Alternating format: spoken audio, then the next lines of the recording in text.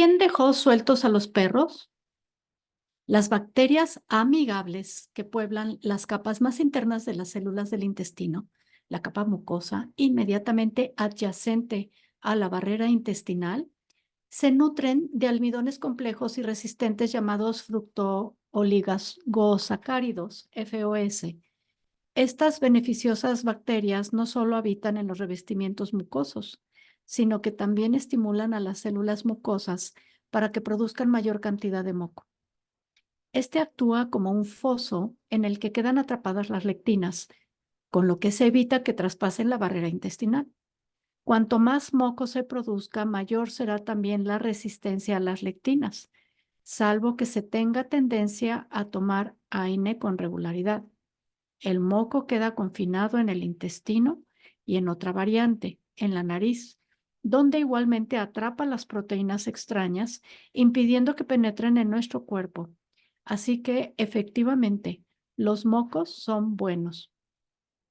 Una copiosa investigación que se ha venido haciendo pública a lo largo del último medio siglo pone de manifiesto que tomar habitualmente fármacos AINE es algo así como tragarse una granada. Estos médicos actúan abriendo orificios en la barrera intestinal revestida de moco y como consecuencia de ello, lectinas, LPS y bacterias vivas se abalanzan a través de las fisuras abiertas en el dique protector. Abrumado por esta inundación de proteínas extrañas y otros agentes invasores, el sistema inmunitario lo hace lo mejor que puede, generando inflamación y dolor. Este dolor, a su vez, nos hace tomar más AINE, medicamentos, estableciéndose así un círculo vicioso que, en última instancia, puede llevarnos a requerir al médico medicamentos expedidos con receta con un efecto analgésico más potente.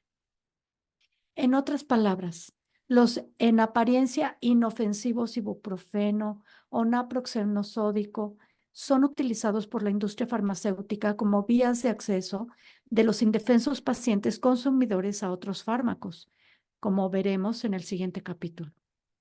Un ciclo de antibióticos, un tratamiento con fármacos, reductores de la acidez gástrica o incluso un simple cambio en los alimentos que tomamos pueden hacer que las bacterias perjudiciales se pongan en acción y, como sucede con los AINE, lleguen a controlar la situación. El aumento de la permeabilidad intestinal a las lectinas y los LPS, así como el consumo generalizado de AINE y antiácidos, produce lo que se conoce como síndrome del intestino permeable. Como muchos otros profesionales de la salud, en origen pensaban que el intestino permeable era una dolencia aislada que afectaba a unos pocos y desafortunados pacientes. En cambio, ahora estoy convencido de que este cuadro clínico se halla en el trasfondo de gran parte de nuestros problemas de salud, tal como postuló Hipócrates. Aumentar el nivel de agresión tomando productos a base de cereales integrales cargados de lectinas, al igual que otros productos de panadería y bollería, incluso sin gluten, en los que se utilizan como agentes impulsores de la masa las transglutaminasas, hace que la permeabilidad intestinal empeore de manera independiente.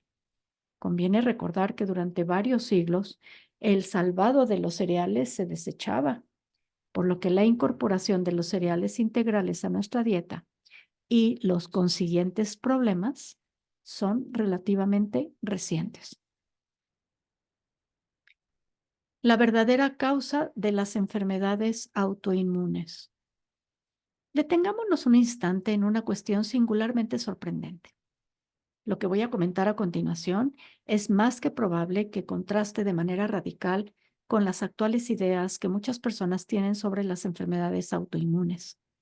Para todas aquellas personas que padecen enfermedad de Crohn, colitis ulcerosa, colitis microscópica, hipotiroidismo o tiroiditis de Hashimoto, lupus, esclerosis múltiple, artritis reumatoide, síndrome de Sjögren, sequedad de ojos y boca, esclerodermia, esclerosis sistémica, psoriasis, síndrome de Raynaud, dermatomiositis, fibromialgia, artrosis, es decir, artritis degenerativa o cualquier otra. Sí, así es. cualquier otra enfermedad autoinmune, la buena noticia es que pueden poner fin a su dolencia sin utilizar fármacos. He podido comprobar que es algo que sucede a diario. La clave radica en curar el intestino permeable, proceso que se tratará en la parte 2. La moderna investigación ha confirmado la creencia de Hipócrates de que todas estas enfermedades tienen su origen en el intestino y pueden erradicarse sanándolo. Basada en recomendaciones de mis pacientes transmitidas a través del boca a boca, el 50 de mi práctica clínica de los últimos 10 años se ha centrado en el tratamiento de las enfermedades autoinmunes, tomando como fundamento una abundante y rigurosa serie de pruebas de laboratorio y de marcadores clínicos de actividad patológica utilizados en mi instituto, puedo afirmar que yo, al igual que cada vez más colegas de profesión, estoy actualmente convencido de que todas las enfermedades autoinmunes son causadas por alteraciones en las bacterias, tanto beneficiosas como perjudiciales, que colonizan nuestro intestino, nuestra boca y nuestra piel, y también por cambios en la permeabilidad de la pared intestinal y la boca y las encías. ¿Qué factores inciden en esa permeabilidad? Como ya hemos comentado con anterioridad, los AINE, o sea, los medicamentos que tomamos, los antibióticos, los inhibidores de la acidez, como el omeprazol o el esomeprazol, y el biocida, el glisfosfato, el Roundup, alteran todos ellos la flora intestinal y la capa mucosa que recubre el intestino. Ello afecta a diario a la barrera intestinal, favoreciendo el paso de las lectinas a través de ellas. Y es esta confluencia de factores prolongada día a día la que hace que el sistema inmunitario desencadene un ataque generalizado contra el propio cuerpo, en un ejemplo típico de identificación errónea provocada por mimetismo molecular. Recordemos que el mimetismo molecular es causado por nuestras propias células inmunitarias que atacan a proteínas presentes en células o en órganos cuyos patrones se asemejan a los de las lectinas y los LPS. El espectro de los efectos perniciosos inducidos por el intestino permeable se mantiene al principio inaparente, pero cuando las repercusiones sobre la pared intestinal son ya tan graves que se pierde la capacidad de absorción del intestino, las manifestaciones patológicas se hacen manifiestas y se detectan por disminución de las concentraciones de proteínas en los análisis de sangre. Al igual que una esponja o un paño de gamuza absorben los líquidos, en condiciones normales el intestino es capaz de captar grandes cantidades de proteínas, grasas y azúcares, hasta de dejar de serlo.